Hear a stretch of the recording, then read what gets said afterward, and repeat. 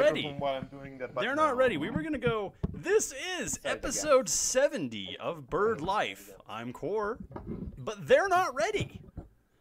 I'm Storm. And he's not It's ready. not optimal, but it works for now.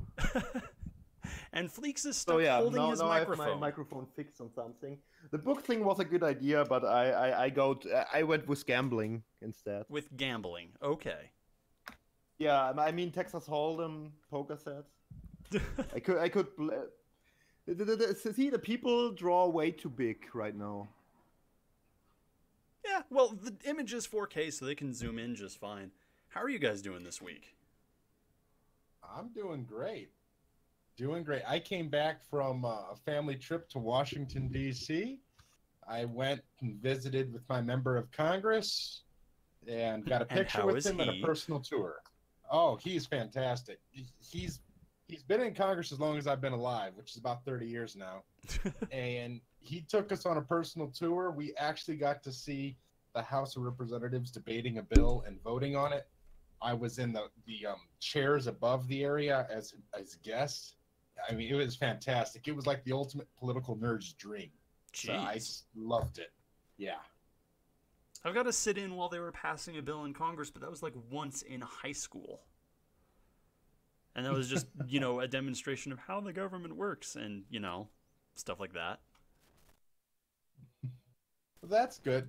My favorite thing, in addition to the U.S. Capitol, was seeing all the various monuments. I think the Korean War monument was the most moving for me because my grandfather served, and they did a very good job at making it seem very gritty and emotional while respectful at the same time. And in addition to that, my favorite museum, bar none, was Newseum, the history of the news and its impact on our society, government, and the ethics that should be held to people that are news reporters and such, and what role they play. Very, very neat place. If you all get to go one day, definitely do it. There is a lot of history as far as the news goes. Fleeks, what are you up to? How's your week been? I mostly did art, and we had another round of how's it called, Dungeons and Dragons with Eclipse, and it was pretty neat. Nice. How'd that go? We got into a murder mystery somehow. A murder mystery? That sounds like a natural progression of things. We were invited by a pretty racist lord or something, and suddenly this guy was dead after and spread a lot of feathers around in his mansion. And he had to invite us because the queen wanted us to be invited because we are heroes and stuff. So you solved a murder mystery, dusting for feather prints. We didn't solve it. We almost solved it. Oh, okay. So the murderer is still at large, basically. Yeah, we are getting attacked now. So for next session, we'll have to fight the guards. Gotcha. Well, this week we're talking about pride. Am I right? Was that what the plan was here? Yes. We're talking about tasting the rainbow. And what does that rainbow taste like? Storm?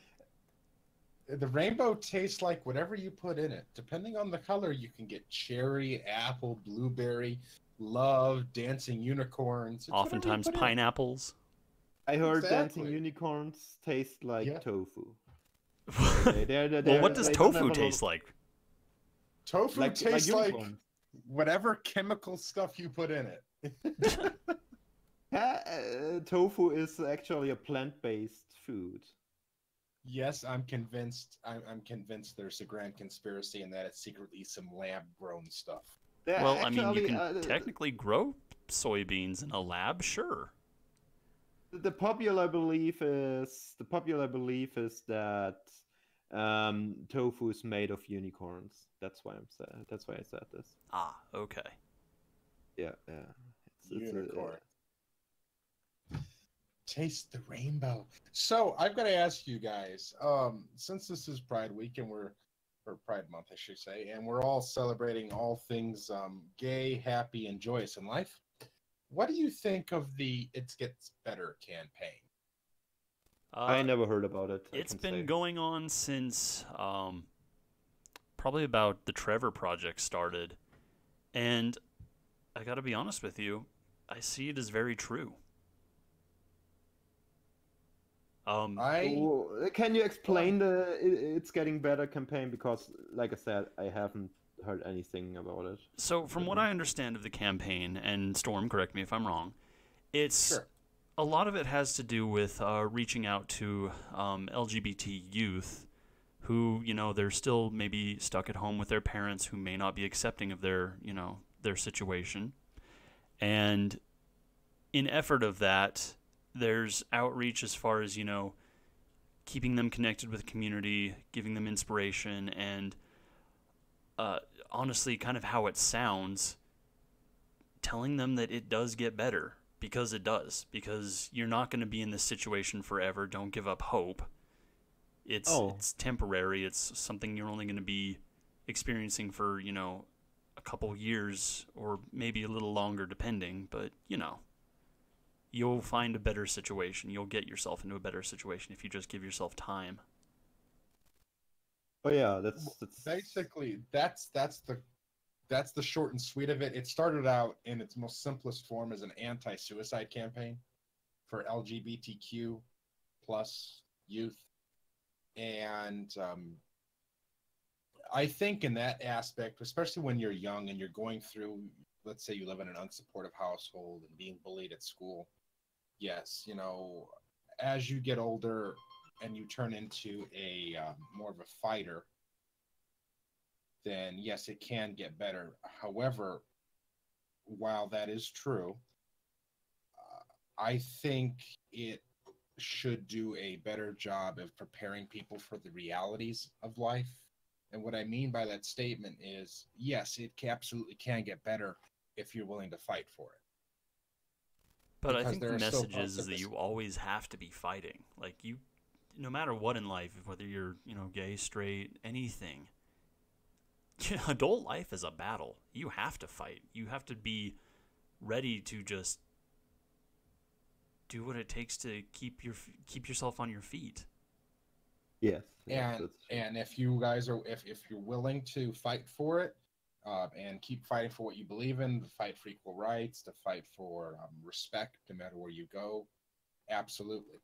I am very supportive of the It Gets Better campaign. I just wish personally there was more focus made into turning that negative emotions people feel, especially when they're younger, into a drive for positive change. And I don't really see that depending on how you look at it and which support group you go to. So, this community didn't get to where it's at now without having to go through a lot of heartache. And there are still parts of this country where people are very, very unaccepting. And we have to be honest about that, and we have to be willing to face the music and keep the wheels of progress moving in the right direction. Because, hell, even in my home state of Indiana, the Republican Party just flip-flopped and went marriages between a man and a woman again as their party platform. I'm very used to that being here in Utah. We had probably about a 3-month period where, gay people could get married and it was fine. So we have a handful of people who are still married because they're grandfathered in, but, they flip-flopped right back to it and said, no, we're not going to do this anymore. I do believe when the Supreme Court mandated that basically, just long story short, gay marriage is legal nationwide, I do believe you can still get married in Utah. But I think the compromise was pastors and churches aren't forced to do it. You can go to court and get it done, but you can't go to a more traditional setting to get it. That seems to be the compromise in a lot of areas. But I'm fine with that if that were the compromise. But yeah, go ahead. Yeah. And speaking in general, one of the things I am very thankful for in this community is just how supportive it is. Uh, we will take people from literally any walk of life, and with the support network, if you need, to find anything from work to housing to assistance with medical care, there are organizations within the LGBTQ plus community that will help you find these things and make you feel like you're part of a greater family, which when we're going through our dark times and feeling backlash can make the difference between life worth living and life not as enjoyable for especially members of our younger, more isolated communities. Yeah, it's oftentimes the more as far as the trend goes, the more close you are to like a city, capita, the more open, things tend to be, even in the South. But like, not everybody is so lucky to experience that. Vile is saying in chat that the gay equality movement, despite some recent setbacks, is winning, and I agree, they're still winning. There are certainly regions where people are unaccepting, either countries, entire countries on a larger scale. And he goes on to say, a generation ago, that region was our entire country. I would say that 10 years ago, maybe a little over 10 years ago, it was a complete flip-flop from what it is today. It was still thought of as, common and good comedy to make fun of gay people and be unaccepting and overall, not have the support that we have today. It was around the time the Trevor Project started that honestly things really, really started to flip-flop in direction of our favor. Within about a course of, 2 to 3 years, the country went from this is not okay to this is fine, this is something we need to be more open to. And we've only gotten better from there. Yeah, well, the times are getting better because people start to see like that is just there's no reason to not, for example, allow. There is actually no reasonable reason to discriminate homosexuals and stuff. That's just all kind of based on religion and people kind of starting to get away from this, from religion in total and stuff. I agree with you, Fleeks. Yeah. And it basically, what the movement has done recently, and what it should have always been, but we've done a great job recently with this in the Supreme Court case, is we turned it into basically a civil rights issue. Gay people are human beings too. In the U.S., they're also citizens. Most of them are law-abiding, good, honest people that just want to live their lives in peace and happiness. And they deserve to be treated with respect and equal and the same rights that people that are straight do. And I will say I've experienced having friends that are trans. I think they have it, dare I say, even worse, because within the gay community, there are people that absolutely frown on that. But things slowly are getting better for them too. One of my closest friends is finally switching to the gender they prefer, and they're about to get their name changed, and they found out that their employer is actually supportive, which is something I wouldn't have seen coming. So it's nice to see our society slowly moving in that direction. That's fantastic. Yes. Yeah. And it's refreshing that we live in a day and age where you can even have this conversation in the public forum. And I do agree that transgender, those issues have been a lot more prevalent recently, and yes, I think they have had it a lot worse than the entire movement overall, simply because from an outside perspective, it looks like, an even deeper, pitfall for, conservative thought process. It's like, okay, we've accepted this, now you're asking us to accept this, and that's where so much of the fight back has come from, is just because of transgender equality in that movement.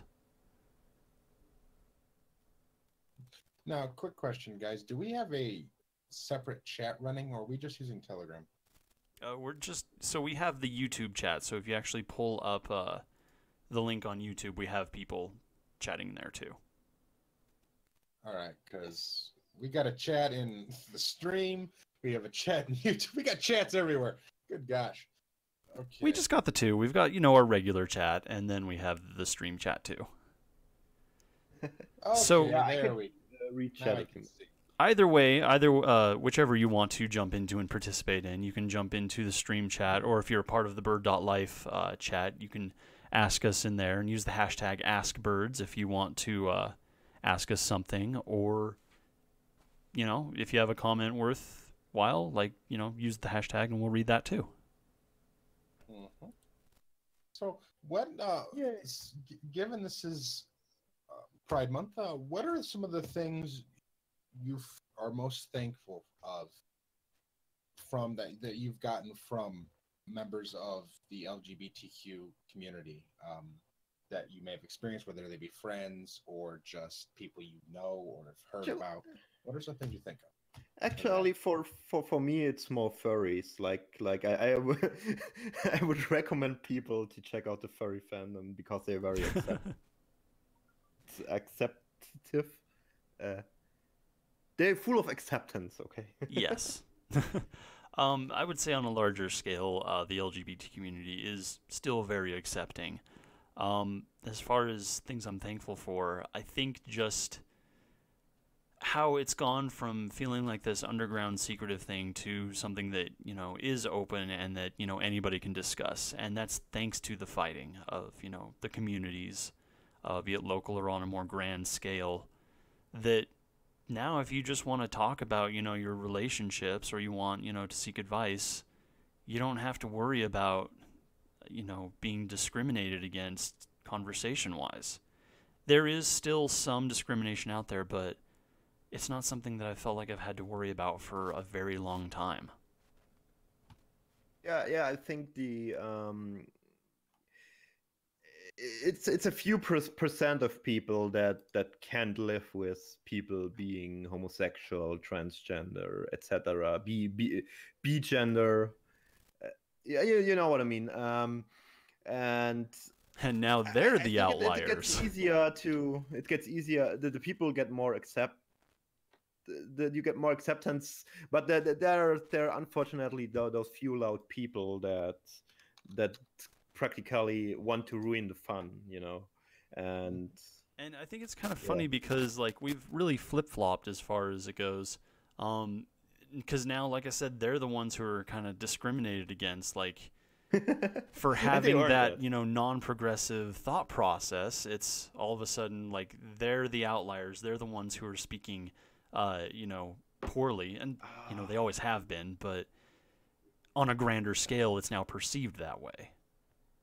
Right. And some things I am definitely most thankful of, bar none, would be the fact that because of the gay community, as a male, I now can go ahead and this may sound silly, but I can dress almost any way I want now. I can have, a blue suit with a rainbow tie and pink shoes and a cane that, changes color on demand. And in most metropolitan areas now, that's totally kosher. We really can be more expressive as to who we are and our personal tastes. And even if you aren't a member of, this community and, let's say you're just a straight guy, you can still appreciate the greater latitude given to people being able to just be yourself. Whereas before there was this social construct you had to stay within or you would be shunned much more aggressively than you are today. Let me answer this. I got a question in chat, and no, I'm not watching the World Cup. I'm not really interested in soccer at all. Sports balls in general, nah. Sports ball, not my thing. Not your thing. Okay. Yeah, Okay. I understand the appeal. Vile Birds just put in chat, to them It's the aggressive homosexuals who are forcing them to celebrate gay marriage by not discriminating in who they can serve at their business. Oh, that definitely rings home to what we have dealt with in Indiana, particularly with the with some pizza restaurants and with the bakery that didn't want to bake for a gay wedding. Oh yeah. Um, call me weird, call me, crazy, but here's the way I think.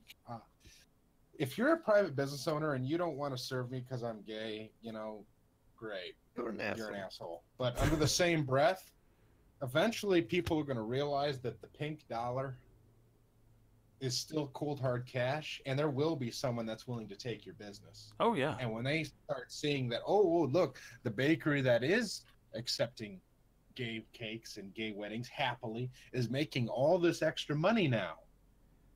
Maybe we should reevaluate this. There definitely is a free market aspect to this that we should consider. Sometimes that's not always the case, though, and I actually do have an example to give. Recently, in the press here in Utah, there has been a lot of attention given to one particular coffee shop that they decided to put a political spin on, their form of business, and they are advertising themselves as the conservative coffee shop. And several of the newspapers here in Utah and, the media itself has given them a lot of positive attention for this. And it's pretty sickening on its own, because they will openly reject business from any supporters of the LGBT community. They put out their political agenda in regards to just their own promotional material. And unfortunately, a lot of it does come back to how our media presents, what is in front of them. And Utah being a very, very red state, they're kind of putting a very positive spotlight on them in that circumstance right now. Yeah, sure. Course. How the media reports something can make all the difference. And in cases like that, let's look at Chick-fil-A, right? Now, Chick-fil-A will hire you if you're gay. There are plenty of cases of gay employees that are treated well within the company. However, because of the religious family that owns the company and the nonprofits they support, there are people that call the company anti-gay, which you can. That's fine. But, as a result now, in very, very conservative areas, Chick-fil-A is like the go-to spot for these very conservative groups because, they agree with their family values and the owners line up with their religious beliefs. And now it's sort of become the anti-gay place to hang out. And this was all kind of inspired by, I don't remember the exact incident, but because it was probably close to, 8 years ago that it happened. But that was kind of around the period of the changeover. Chick-fil-A kind of put out a statement saying that they don't support, the LGBT beliefs, and they're not wanting that kind of business. Who did this? Chick-fil-A, it's an American chicken company. Okay. And in that regard, they have since gone back on that statement, but very, very lightly. As in, they're still supporting their previous beliefs, but, to the public face, we're open to everybody. And then we have brands like Oreo or Adidas who are openly supporting that, and even giving people who are criticizing them because of that shit, they're giving them shit back, oh, okay, don't buy our product, okay, right. And call me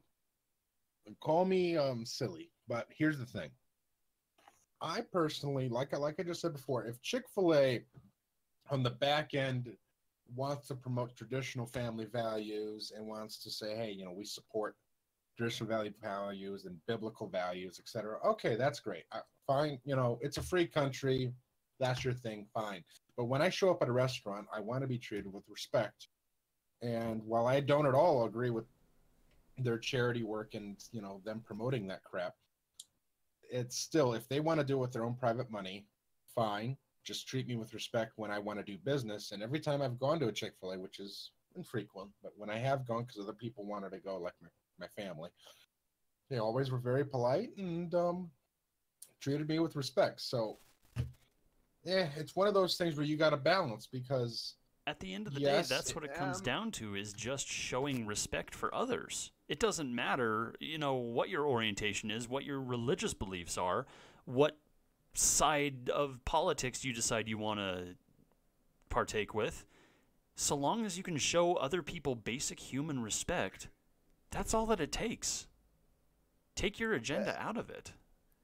Also, take into consideration, just because you're a Chick-fil-A, blah, or whatever business employee, doesn't mean you share their values. That's also something you really should consider.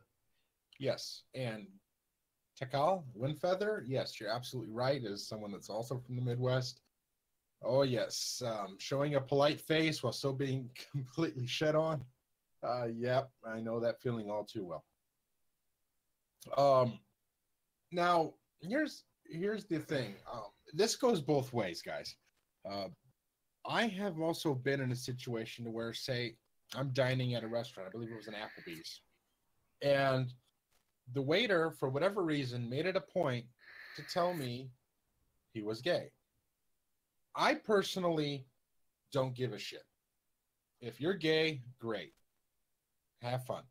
But when I'm there with my very conservative parents, it doesn't really matter that you're gay. All I care about is that you're a good waiter who takes care of my family, and we have a good meal. Yeah, in some circumstances, it's also, you need to just kind of keep these things to yourself for the sake of just, again, respect. Right. I personally would like... I mean, how would you feel? How would you feel going to a restaurant and they say, oh, hello, my name is so-and-so, I'm straight, can I take your order? Thanks for the unnecessary information. I don't need to know these details. Good for you, buddy. Like, go do you. But I just can I have my chicken fried steak now? Eggs scrambled. I personally probably wouldn't give any company profit that is openly like anti anything that's my values, like especially like LGBTQ plus, or anything that I think like if a company would be super racist, like and openly, and I know they support hate groups or something, I wouldn't go there, because even if they serve the best food, it would have a really bad taste. Well, and that's part of the reason I don't go to Chick-fil-A more.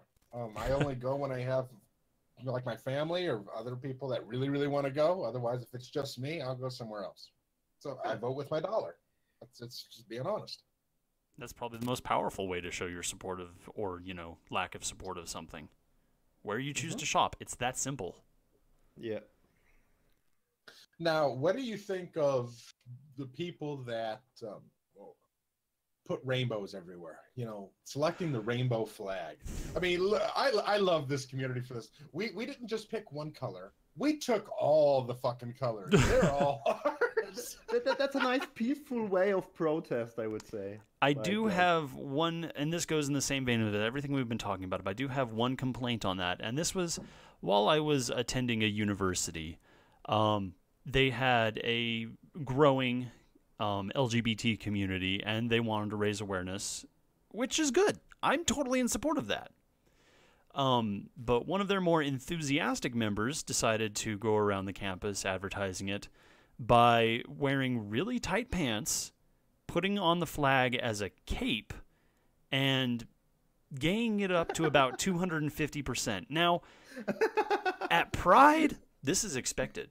I'm totally okay with this. I'll join you in this because that's a frickin' celebration on its own. But when you're in a university full of people who are working on their professional lives, who want to have, and this isn't a university where it's like a party kind of school. It's a very straightforward, almost business business university. There's a time and a place, and he was very out of place, and it was the very inappropriate time. Now, if you want to go around, raising awareness for your your clubs, absolutely. And you can even have little flares of rainbow, a bracelet, a necklace, something like that. But you don't need to go around the school and just overdo it. It made me uncomfortable, and I've been in Pride. I've put together floats for our parades here, and seeing him run around school was just cringeworthy. Sorry, Well, dude, but no. That's something you can expect at universities. That's totally normal at my university. If I Again, like say this it. was. It's not. It's not. It's not here. It depends on your university, but like Core said, it is. There are some places where that's just no. You're hurting your cause by Now, doing that. if it was Pride Week, then maybe he would have had a better excuse. But no, this was a winter semester, and it was the very beginning of the semester, and he just did not help the cause at all. No, I just let them live. So like oh, okay, yeah. nice that you chose this life. Like yeah. do whatever For you me, want. I guess I didn't realize how conservative I was until I started interacting with folks that were preparing to go to Pride Parade and hearing stories from Pride Parades. Because I'm all for the Pride Parade. I think it's an awesome time to get together and celebrate. But there's a difference between celebrating your community and having a great time and walking around near naked, if not completely naked, dancing in the street and absolutely making normal straight people as uncomfortable as possible in some circumstances, because I don't think that helps our community. I just maybe I'm wrong. I'll openly admit maybe I'm wrong, but I just when you go to that level, you give people that degrade us ammunition. Yeah, no, you're right. It does not help when you're doing that. Yeah, so I can help myself, but I kind of I kind of give them kudos for being so enthusiastic on the case. I mean, hell, if you want to wear your puppy gear and walk around with your ass flying to the wind down the street in a parade, I guess more power to you. But, they technically make everyday Pride Day. It's like just imagine a guy who's wearing a Santa Claus costume every day and makes every time Christmas. You would like this. If he was giving out presents, sure, yeah, absolutely. No, we should But have the German Santa that may Claus not be a that comes package back that I things. want to receive, you know? Yeah, just imagine you're walking down the street and you see someone with their ass flying to the wind. It's like, oh, yeah, Okay, didn't need to say that. And this is just coming from a personal standpoint. Just from my experience of working in a nightclub, from my experience, doing, 2 years of parades, it's always the most unattractive asses who want to dress up in the tightest pants or whatever. Yep. Not always, most of the time. Not always, So most of the time. generally, one can say, in my opinion, that being gay is generally not a fashion and stuff, and I think that should be propagated less. But on the other hand, those colorful and like very gaudy outfits and stuff, they're kind of like, I would say, in uniform and making a point, like, look, I'm being like I want to be, like look at me, and I'm not hurting anyone with this. And if you're giving me bad looks, then I provoked you successfully, and I think that's the agenda behind it, and I can't be mad at this. I mean, I probably would also, if somebody's really overly dressed and stuff, like it would also be like, okay, that's not my taste. I wouldn't walk around like this. But on the other hand, I give them the kind of, yeah, if that's your life treatment, you know what I mean? Like yeah, I respect that. Like you can walk around like you want to, and you can do what you know what I mean? Like, but in some know what you circumstances, it's like showing up to the beach in July wearing a winter coat and ski goggles. It's like you're standing out like a sore thumb. I would love some. but like, you know, cases such as the upcoming Toronto Pride Parade that a lot of people are looking forward to. There are people that are going to be basically naked, basically walking down that parade for all practical purposes. And I don't know. To me, that's just kind of pushing it a little bit.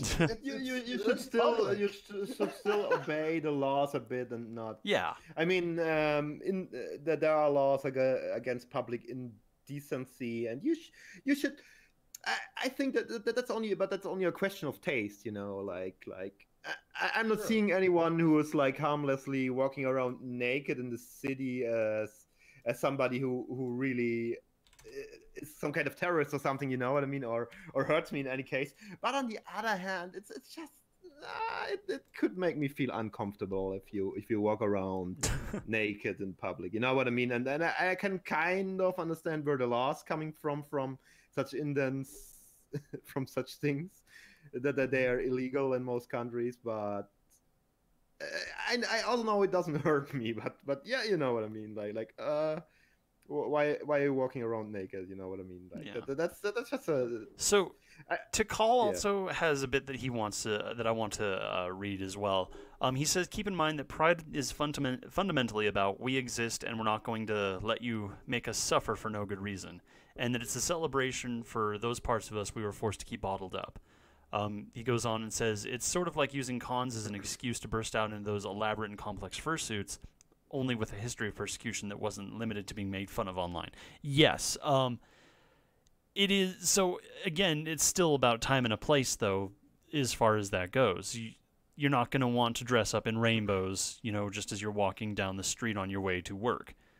Just as you wouldn't want someone in like a business suit to show up to your very, well, I was going to say, you know, sex-friendly party, but some people are into that, so I'll take that last bit back. People like suits. Yeah, so I mean, I can dig a nice suit, that's for sure. Yeah. Come to every con in suit for now.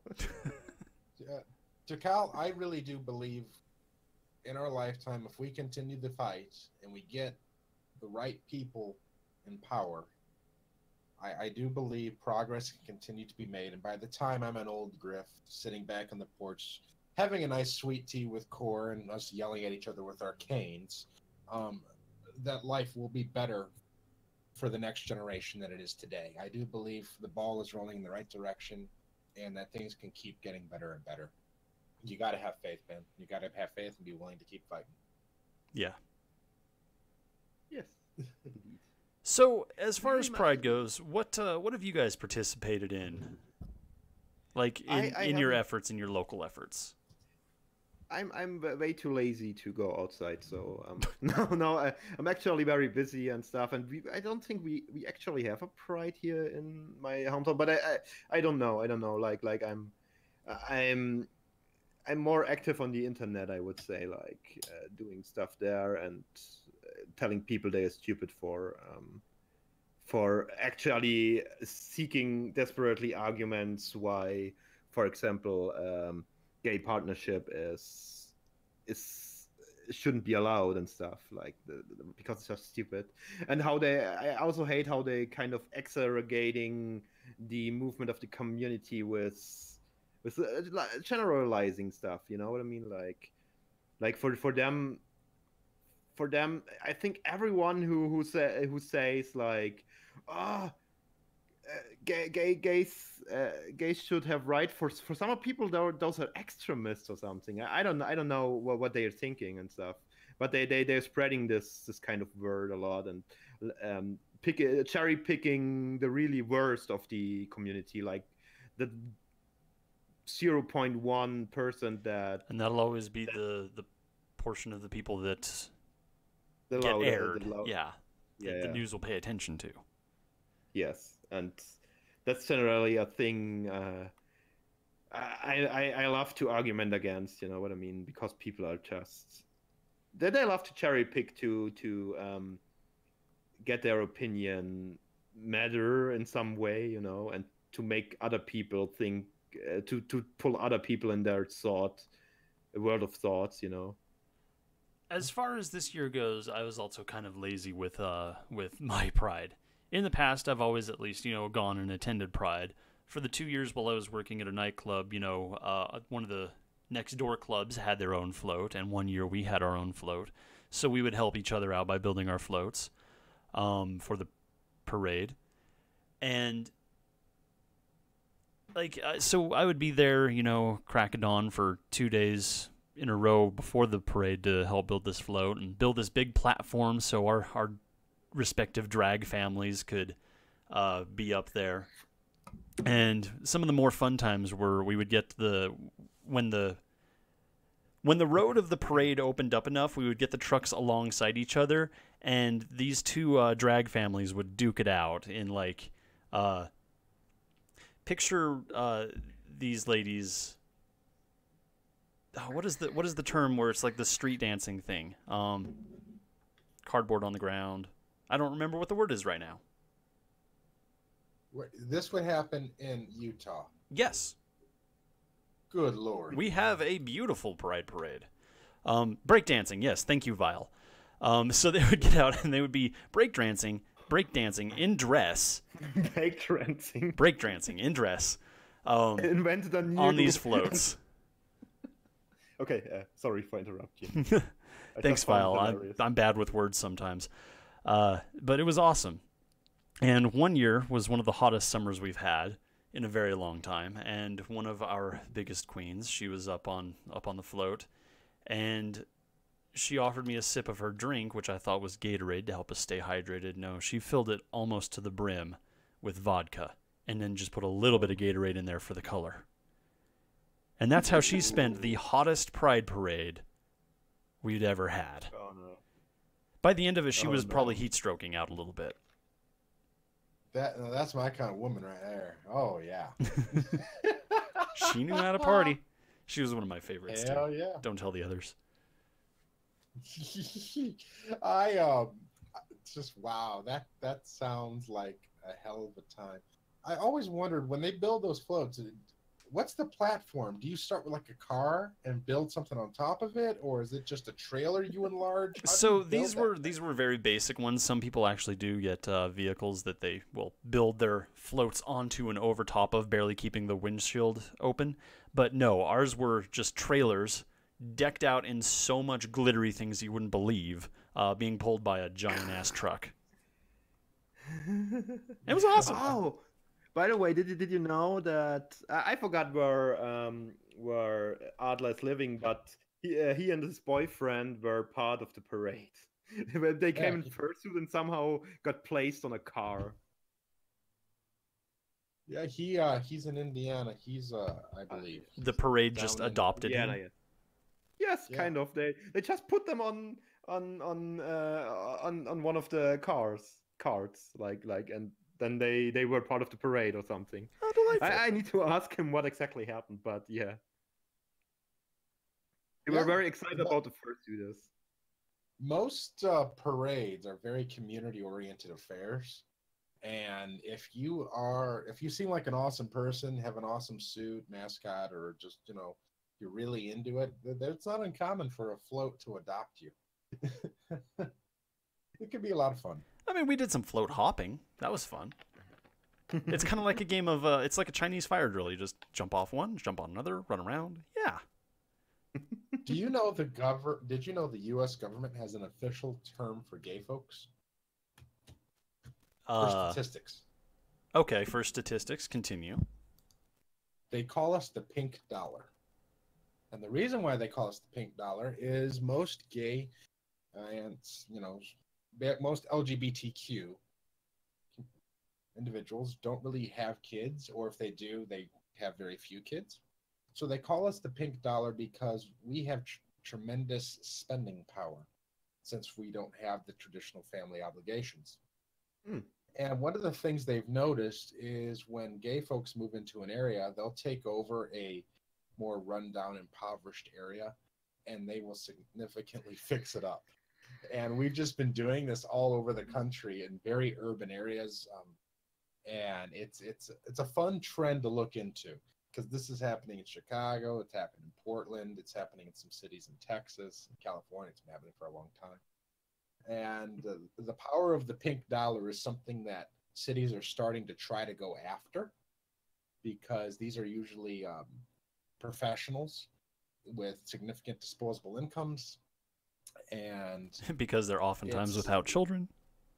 it's a very much a The message behind that they can isn't afford anything against not having kids. It's that kids are really expensive.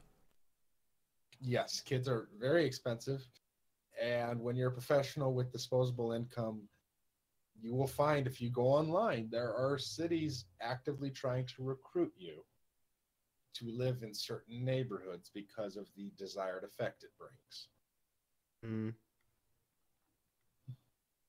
Which can be good or bad, but I think it's for the most part a good thing because a lot of these neighborhoods wouldn't otherwise get these resources. So,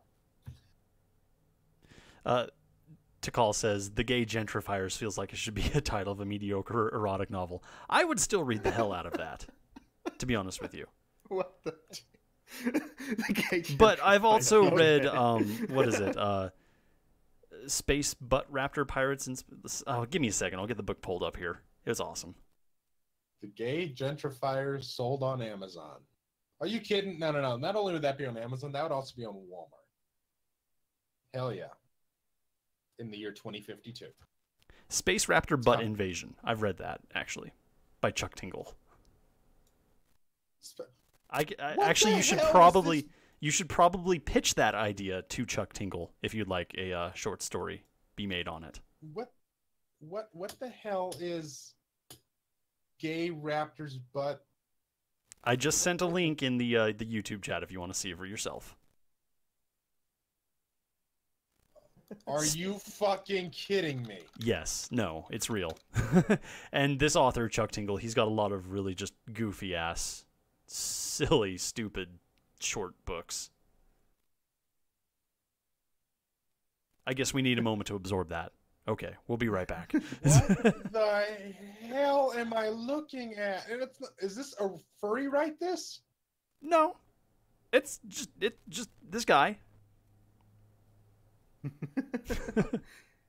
I can post. Can you imagine going to the bank and they say, "I need a loan." Okay, what are you? Well, I'm an author. Well, okay, what kind of books do you write? Well, I wrote Space Raptor Butt Invasion. just that conversation. You see, I thought you were going to take that a different direction. Like you were going to go to the bank and you needed a loan for something, so they were going to look at your financial history, and then they saw that you purchased that book on Amazon in your recent history and went, "Nope," because I would go, "Oh hell no."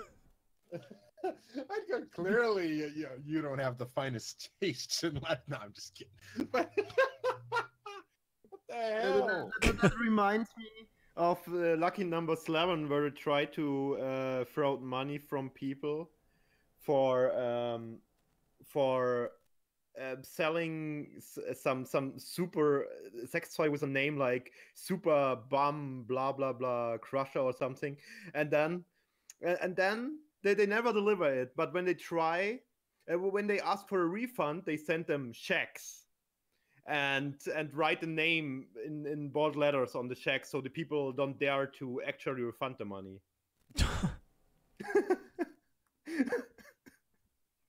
Wow. Yeah, that was a plan they made in this movie. It's, by the way, a very good movie. I recommend Lucky Number 11. Oh boy, I'll have to check it out because I've heard a lot of people talking about it. It seems like it'd be pretty fun. Yeah, it is a great plot twist. So when did you let's talk about sexuality for a minute. When did you guys figure out what you were, or who you are, what you were into, that sort of thing? What age and how did you go about it? Good question. Furries. Well, you're not wrong. I think I had tendencies already in my youth and stuff, and I think that just then really came with the fandom because it was so chill, and I was like, oh yeah, okay, I'm participating. I think it was probably a bit of a natural progression. So, I started out in the furry fandom. I was probably 13 years old. And just, from the art that you see on your own, kind of transitioned me in that regard. For the longest time, probably up until I was 18 or 19, I still identified as straight. And then around 19, I was like, you know what? No. I think I would enjoy a dick too. So I then transitioned to bisexual, which I still hold true, even though most of my relationships have been straight relationships. I do still like the Same. dick. I only had straight relationships. It just happened. Like, like things happen. Honestly, you don't even need an identifying factor. Just enjoy what you Yeah. enjoy and be safe about it. I'm not even calling me anything. I'm just saying I'm not straight. That's all it needs. I'm not straight. And Well, I support any kind of sexuality that doesn't hurt anyone. That's also the second thing. Or if it does well, hurt someone, at least make sure both parties are into it. I mean, like literally, yeah, of course. I don't mean. I mean. Right. Vile, I, yes, there's a lot of people that still don't know. And to be honest with you, when I was very young, I thought initially I was gay. Then I thought after that, oh no, I'm straight. I just had a gay experience. And then finally around 13, I started to realize, no, I kind of like pussy and dick. And then finally, when the term pansexual came out, I was like, fuck it, I like everything. If it has a hole, I have a pole. If it's got a pole, it probably has a hole as well. And so we could just, taste the rainbow and enjoy it. this And as video long as just I got like you, demonetized. That's fine. We weren't really making any money off of YouTube anyway. Yeah, I know. I'll even put up a big old demonetized stamp on this. It'll be fine. I'm sorry. We're talking about open subjects, and I was just being real. Yeah.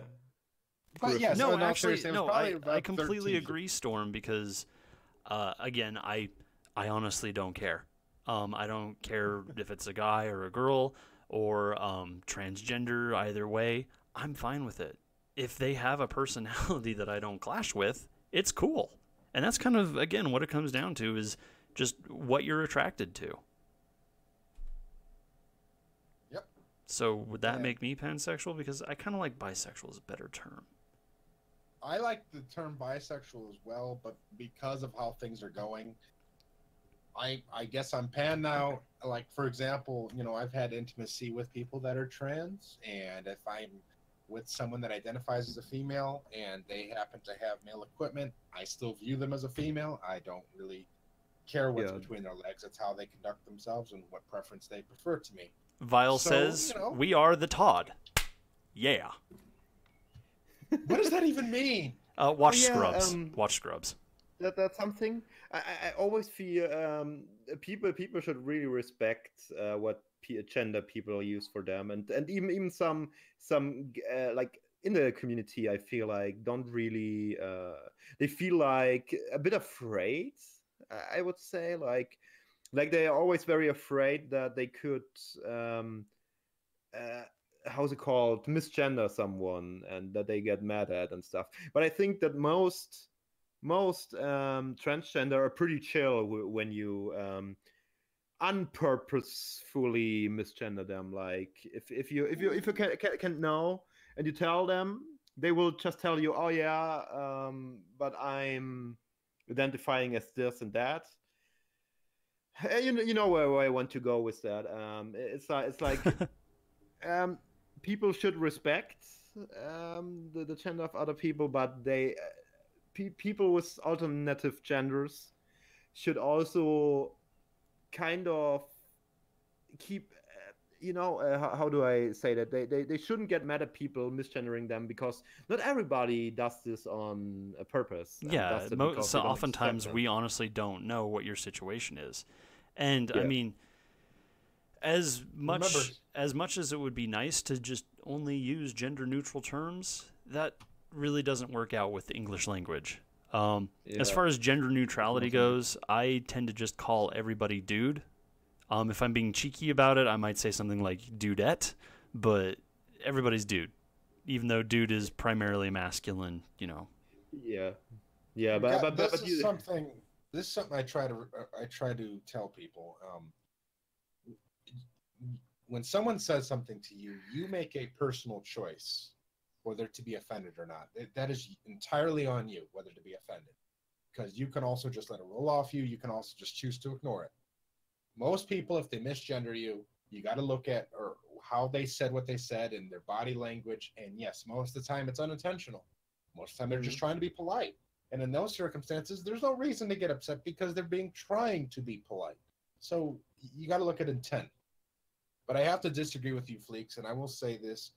Most trans people I know, unfortunately, are so hypersensitive to being misgendered that I've seen them go off on otherwise innocent people. I don't agree with it. I think it's wrong, but I've seen them. They'll make a victim mentality complex out of even the smallest mistake on someone's part. It's something I think people should change. They should work on. I most of my transgender friends are more like, yeah, I don't care about gender, so if you call me a male, I don't give so much fuck about gender because I'm a transgender, you know. They see it from that view more what I know. So if you misgender them, they don't care because gender doesn't mean that much to them because they are feeling. How do I explain that? They're feeling more like they are not following the norms. And their argument is if I would get offended about it, I would take way too much importance into my own gender, you know. If that makes sense. I don't know if that makes sense. I kind of understand. I don't quote them directly, but they don't they tell them like, hey, I identify as a woman, So or as a male or as something between that, B gender or something, and that's okay then. So before we move on to questions, I've got one last thing for you guys. What Sure. advice would you give to someone who is trying to come to terms with themselves and accept themselves for who they are? Number one, your private life is your business. You do not need to tell your family anything. I'm sorry. I've seen this go both ways. What you do in the privacy of your bedroom or what you do in the privacy of someone else's bedroom, no one else needs to know.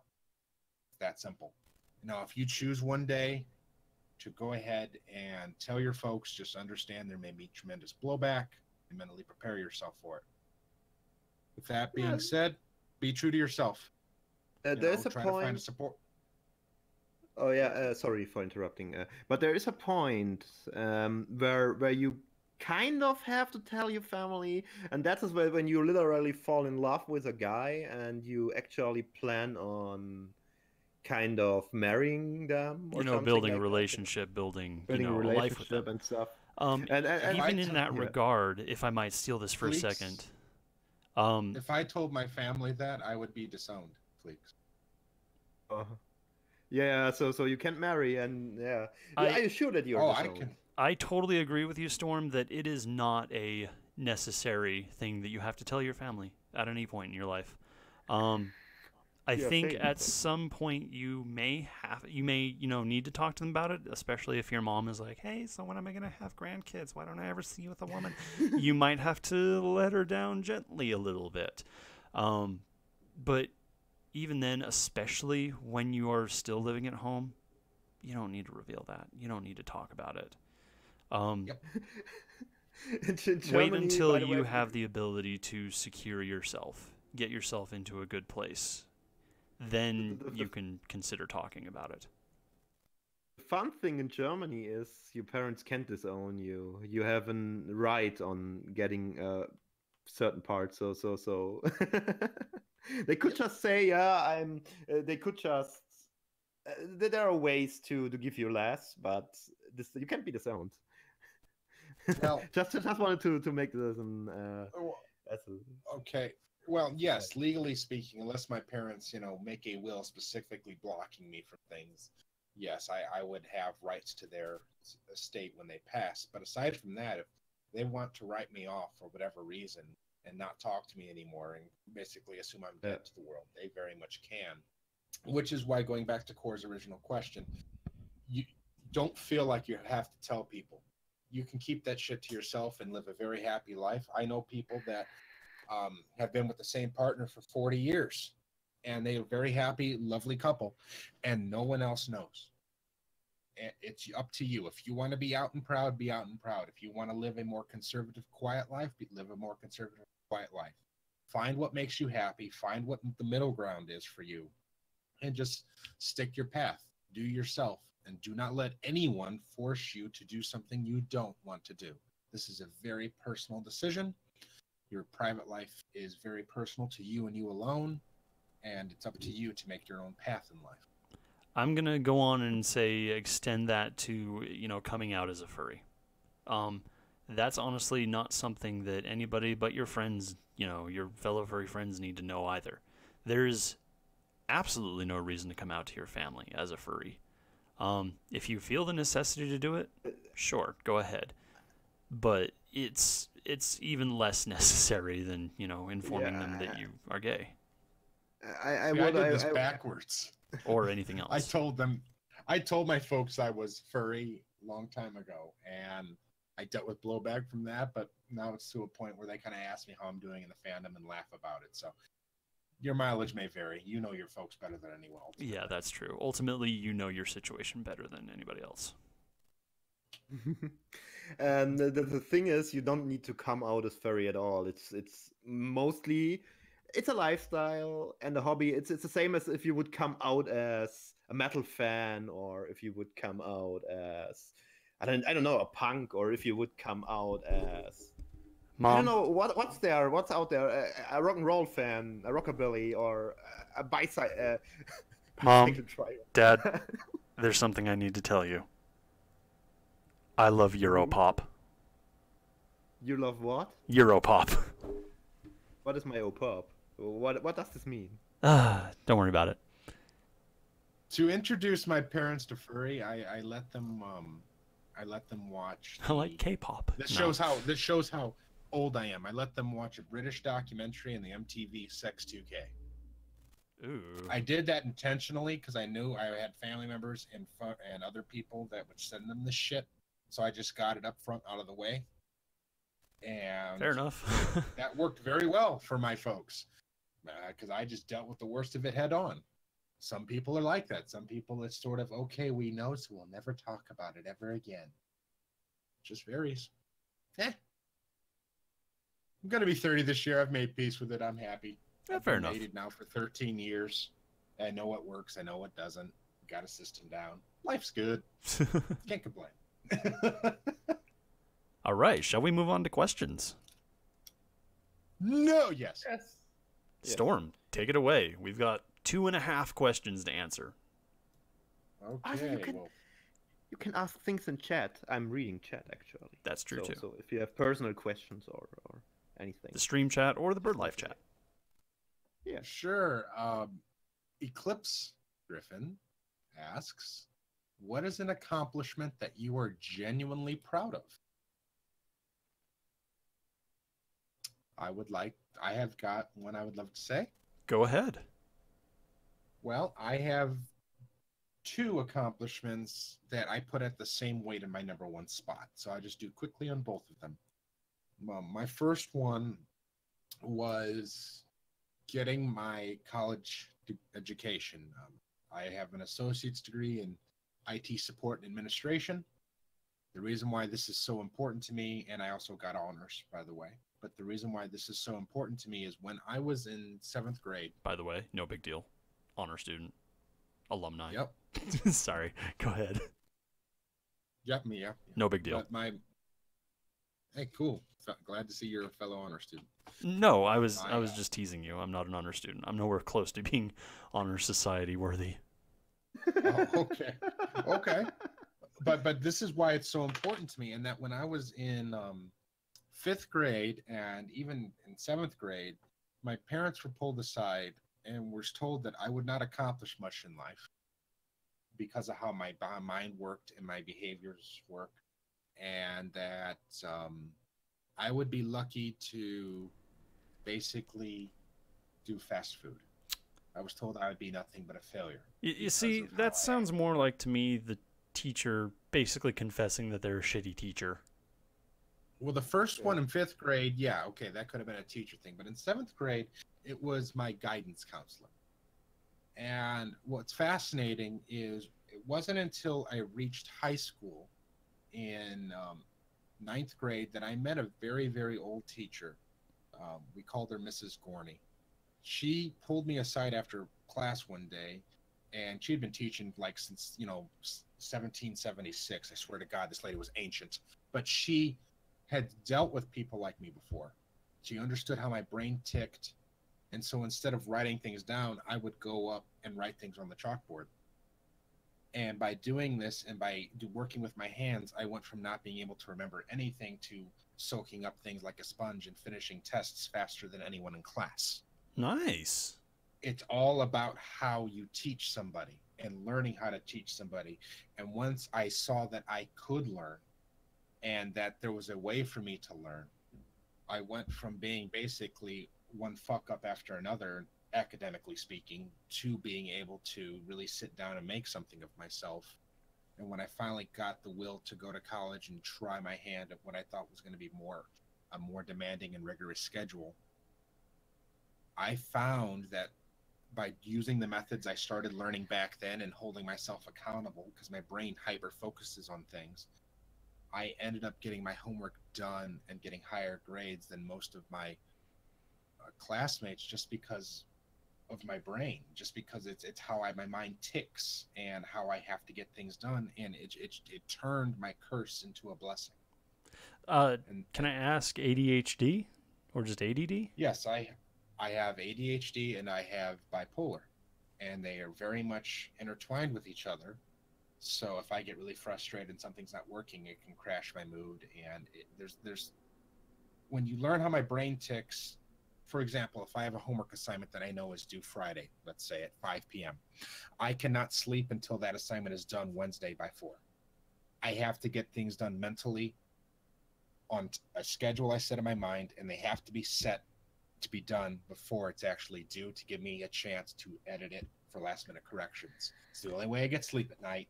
And by holding myself to that level of standard and making everything a checklist that I checked off, studying, etc., I was able to do very well in college. And so that's why it's so important. And that's why I believe so strongly in that you never tell a child they're a failure. Yeah. Because no kidding. Yeah, definitely not. because you never really know what they're capable of unless they're given the right teacher and the right learning style. And the other thing that I'm just as proud of that happened actually the same time I got my college degree and I was graduating, that same time I bought my first house with Drizzle. It's a tremendous life goal to finally buy a nest and have it in your name. And when I got the phone call from company's name was Quicken Loans, you probably have seen ads for them if you live in the United States. Oh, yeah. And they called and said that it's called a consent to close. When they called and gave me my consent to close, I knew that all I had to do was sign papers and I would get the keys. And it just was such a sense of joy when we signed the last page and the old owner of the home smiled and handed us the key, and it was ours. And we've been living here 3 years now, and it's not perfect, but when you own the house and you come home to something that you look at and you know that's yours, legally you own that, it's your home, no one can take it away from you unless you don't pay the property taxes. So it's a great feeling. It really is. Well done. What about you, Fleeks and Core? Tell me, what are some life things you're proud of? Well, for myself, probably my two most proud accomplishments is number one, I talked about it before, getting my EMT license and becoming an EMT and getting into this field. It's the things that provide me the greatest joy in life are helping others. So being in a field that allows me to help others is just my personal dream come true. And then number two, and I don't mean to cheapen it in any way, but the Burd crew. I did not expect it to become a thing. I did not expect it to have such a prevalence or an effect on people's lives. So I take that with a very heavy grain of salt, and I try to do justice by everybody and make it right for everybody. But I never expected that, something like this could have such a profound effect on other people's lives. So Yeah. the fact that it has done that, I try to be very careful with how I run it and, respectful of everybody. But I'm so proud of what this entire crew has become and what everything has developed from it. And I'm just incredibly proud of the members of it, especially. Yeah, I can give that back because I had my biggest artist accomplishments thanks to and merchandise and other accomplishments through the Bird crew. Since I'm in the Bird crew, all my art stuff runs really well suddenly. Like, to my knowledge, Fleeks is the only one to profit off of Bird Crew so far.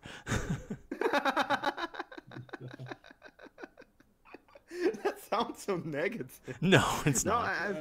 I I'm really proud enjoy of you support. specifically for being able to create so much and have this ability that you can market and make a profit off of helping these passions. Yeah, I will never get rich, but the best thing about, for example, doing shirts, and that's an accomplishment I'm also proud of, that I actually managed to release shirts. Yeah, the biggest accomplishment about so I lost give me a second.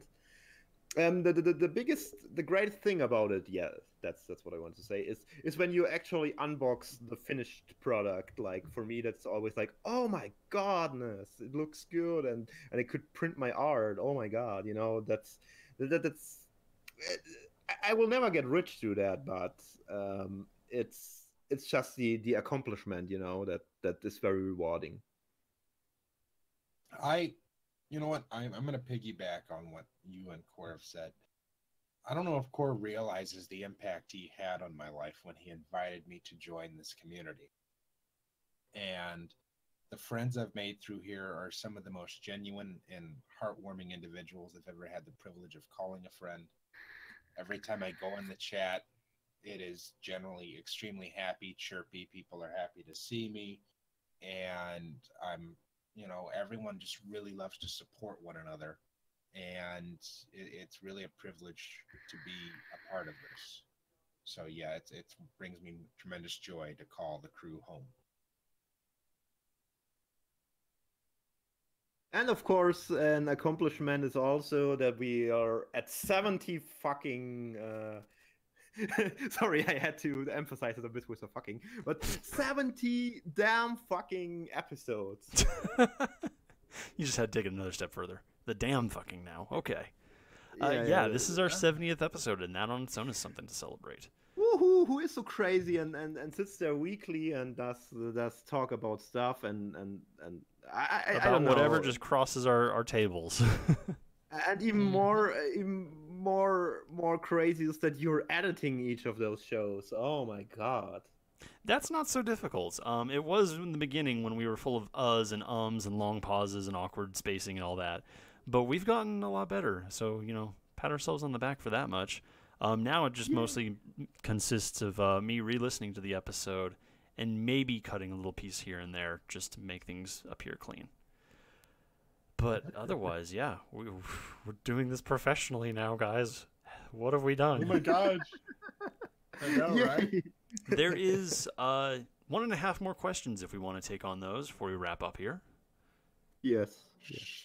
Sure, 1.5 more questions. Reg Day would like to ask, what treasured item has a teacher confiscated from you at school, and did you ever get it back? I was smart enough to not get stuff confiscated. I had tactics. I was a smart kid.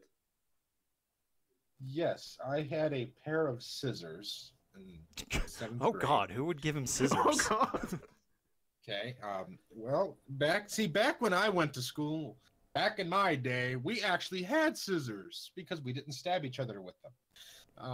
So I had I'm talking, these were Give that bird some 6-7 inch safety long shears. scissors. I know. I had a big ass pair of scissors, but at any rate, I kept having a problem with this teacher known as Miss Banis. I called her Mrs. Bananas because she was insane. So you're just And calling then her I out live on stream right now, just so everybody who potentially could know her knows to hate her now. Exactly. So Mrs. Bananas decided one day she had had enough of my shit and went and confiscated my pair of scissors to, quote, teach me a lesson about civility. This was the, yes. Of all the things, she went to my trapper, because I have my trapper open and I have my pad on one side and the other side I've got pencils and an eraser, and there's a slot that I kept my scissors in. So she took my pair of scissors. And she said I would get these back when I learned my manners. Oh boy. Well, on the last day of school... How effective? Of course not effective at all. So on the last day of school, I got my scissors back from her garbage can next to the desk because she had said I wasn't worthy. So when she left the room, I snuck in the room, went to the garbage, and took my scissors back. What a bitch. So yes, I still have my scissors. I call them my victory scissors now. And yeah, she's still teaching, and apparently she's got an even grumpier. But that just happens with age and teaching. Kind of in that regard. I mean, I mentioned earlier my Game Boy. Like, that got taken from me on multiple occasions, and every time my mom would have to come pick it up during parent-teacher conferences. But one instance that's kind of similar in that regard, we had a teacher. She was pretty boring. She taught. But myself and, like, one of the people across from me, we would build these, like, intricate little paper craft or, you know, out of paper clips or whatever we had going for us, these little like war zone scenes. Like we would have like tanks and, you know, civilian infantry, whatever, and we would like stage these cute little elaborate wars between our desks and try to invade the other person's desk when they weren't looking, like stick one of our tanks on there or something. And they were small, you know, stuff that's probably about the size of like your finger. And the teacher caught on to the fact that we were doing this, and a couple times she asked us to stop. Okay, cool, that's fine. We didn't. And finally she got fed up with it, but this teacher did not like me specifically for some reason, and I'm going to cite the fact that I wasn't LDS as that reason. Meanwhile, most of the other class was. But she came over, and even though both desks, we had these elaborate little, like, you know, war scenarios set up on our desks, she specifically targeted my desk, brought the trash can over, and made this big scene about sweeping her arm across my desk and throwing everything into the garbage. But totally left the other kids alone. All this stuff was laying out. Looked just the same as mine. Ooh. Yeah. Cool. Yeah. Well, we had a way of getting back at those teachers. I didn't participate in this because I felt it wasn't worth taking it to that level. But there were kids that would freeze a can of whipped cream, you know, that expanding whipped cream. Oh, yeah. Take the ends off when it was still frozen and just put it in their car. Not damage the car or anything, just set it in the car, because most would leave a window ajar on a hot day and walk away. And when they came out at the end of the school day, they had whipped cream all over the car. Yeah, that would do good something. times, man. Yeah, that. I think we had similar things going on with like shaving cream, you know, the foaming stuff. Like people just like shaving cream people's cars. Yep. Yep. Or if you really want to be an asshole, leave pieces of bologna on their hood in the hot sun. Takes the paint right off. Really? I did not know that. Yeah. Yes. There's acid in the bologna. It ruins the paint. Huh. Now I'm questioning my decisions to eat bologna so often. Yeah. The more you know. As long as it's low carb. But the last question comes from well, Fleeks, you said you had nothing taken from you, right? What? No, he was a good When you bird. were He in never school. did anything wrong. I don't believe that, but okay. Reg Day asked one final question, and that is, how would Birdania celebrate Pride Month? So, since birds are pretty colorful, Okay. I actually thought about this. They don't really celebrate Pride Month because homosexuality is a normal part of the culture of Britannia. It's So ideal. It's they don't utopian. actually need to. No, it's not an utopian, but they may have like a lot of corruption in the regime, and they may have like a lot of things going on that are violating human rights, but they are actually acceptance. They accepting homosexual relationships and similar because they don't have like this extreme gender concept, especially because if you look at birds, that was the main thought in that the male birds are pretty freaking colorful, and sometimes you can't Yeah, even discern. male birds are the flamboyant ones. Yes, and this is actually so they don't even need to celebrate Pride because that's normal for them. Like, and that's what I definitely will go with. Like just I won't make it like a super elemental thing of the world that I won't emphasize it, but it just comes as normal, you know. So here's a question, just kind of as a follow-up. What about the women? Because if we're basing it off of, real life birds, yeah, the male birds can be pretty gay sometimes. But female birds don't really hook up with other female birds. Yeah, but they are also like antrobirds, so they do it too. They're very they are for example, they are taking care of eggs together. Like they are Oh, so the men get to have all the fun, but women just get to take care of the results. It's a little discriminatory, Fleeks. I'm not gonna lie. No. No, not only they, but they are. Let the backpedaling begin. Oh God, that was me. We've pinned you in a corner. Ha! No, it's not like that. It's more like, of course, if a pair loves each other, they take care.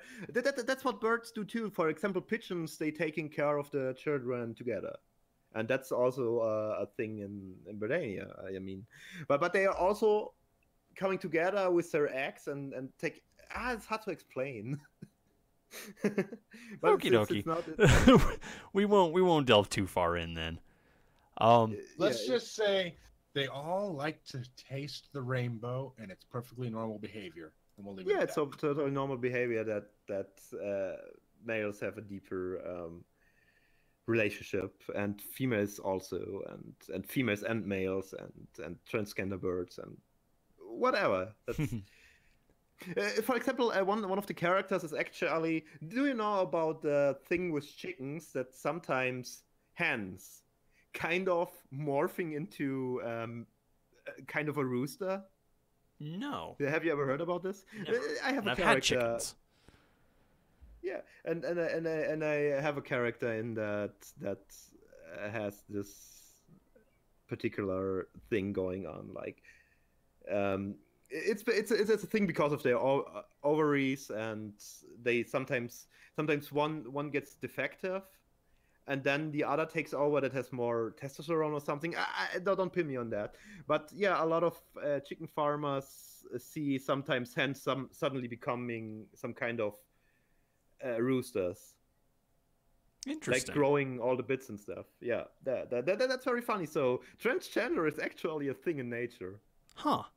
Well, I know it's a thing with some species of frogs, but yeah. Yeah, and fish. Never say that our podcast isn't education. We'll give you at least one interesting fun fact. Don't expect it to apply anywhere in life, but yes. Yeah, just Google hen becomes a rooster, and you will find a lot of people talking about, oh my God, what happens to my hen? Suddenly she grows the stings on the head, and It's testosterone in the water, man. Mm-hmm. All right. Do we have anything else we want to talk about, or should we wrap up? I think it's a good point to go ahead and start wrapping. Okay. Well, guys, thank you so much for joining us for this amazing episode 70. It's been a lot of fun. If you enjoy what we do and you want to help support the podcast, we do have a Patreon, patreon.com/Burd.Life podcast. If you want to support us, every bit helps. You can donate, even as little as $1, and $1 a month does a lot. It really does. We genuinely appreciate it. If you're just discovering the show and you want to subscribe, you can find us on Apple Podcasts, Google Play Music, Stitcher, pretty much anywhere you find podcasts at. Walking down the street and one just happens to slap you in the face. That does happen sometimes. Or via the RSS feed on the website, Burd.Life. I think that's everything. Yep. Cool. Well, Cool. thank you so much for joining us. And remember, always be beeping. Always be cheaping. Wow. Harmony.